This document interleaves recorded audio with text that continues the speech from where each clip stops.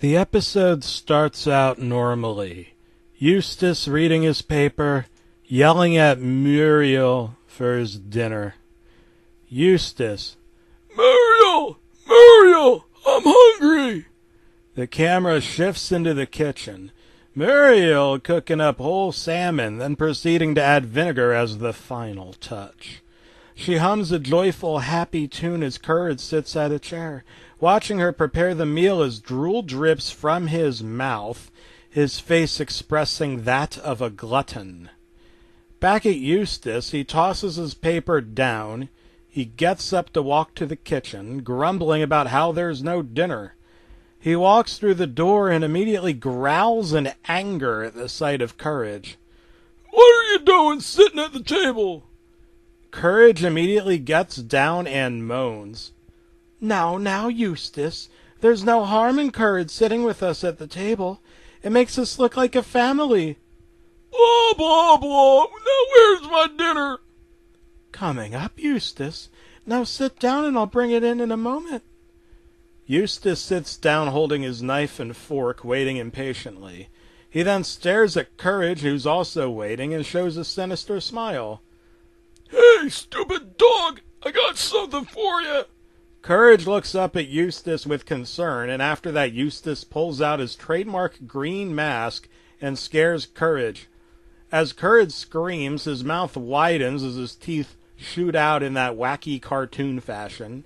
The teeth shoot in different directions and finally rubs his mouth to numb the pain. Eustace laughs just before Muriel hits him over the head with her rolling pin. "Oh, what did I do?" Ignoring his question, Muriel places the meal on the table, then puts one of the fish in a dog bowl and sets on the floor for Courage. As they eat, a moment passes as Muriel bites down on something hard.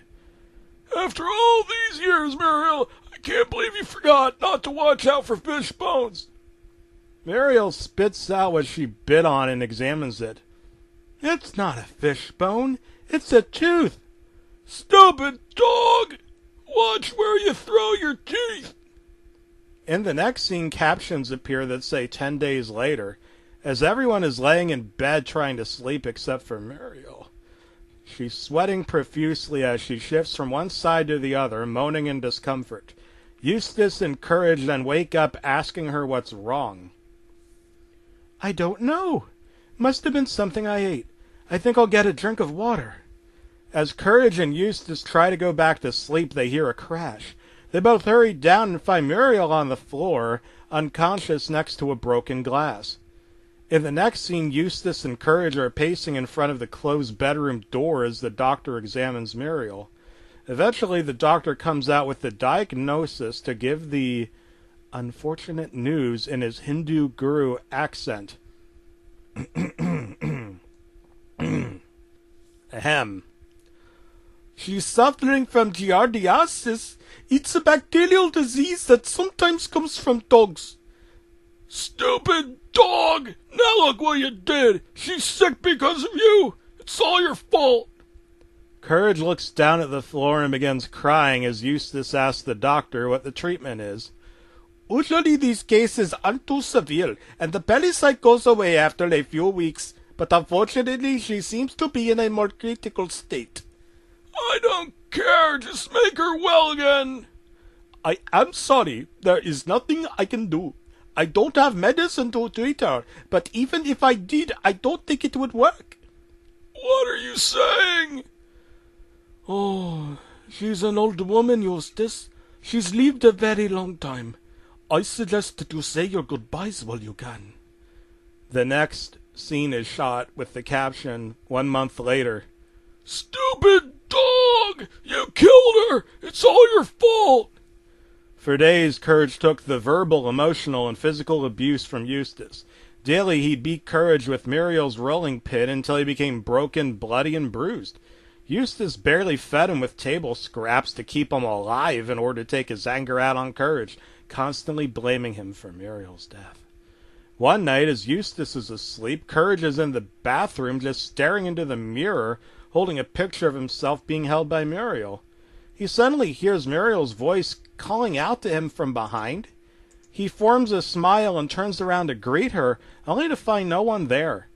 His face forms a frown again and looks at the mirror again, surprised to see a sickly Muriel in the mirror. Courage. Muriel! He starts crying, happy to see her again. You killed me, Courage. Courage's tears cease as his eyes widen with shock. You killed me, Courage. But... You killed me, Courage.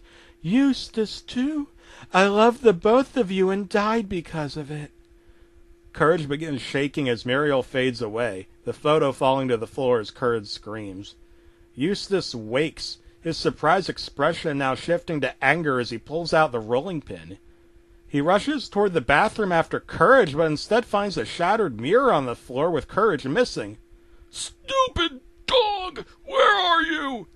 After looking around the bathroom, he hears a noise behind him. He turns around and finds Courage standing in the doorway wearing the same mask Eustace did, and holding Eustace's old mallet. What are you doing, dog? Give me back my mallet! Courage only stands there looking at Eustace. Are you deaf, dog? I said give me back my mallet! Courage takes a couple of steps forward, then turns around and shuts the door.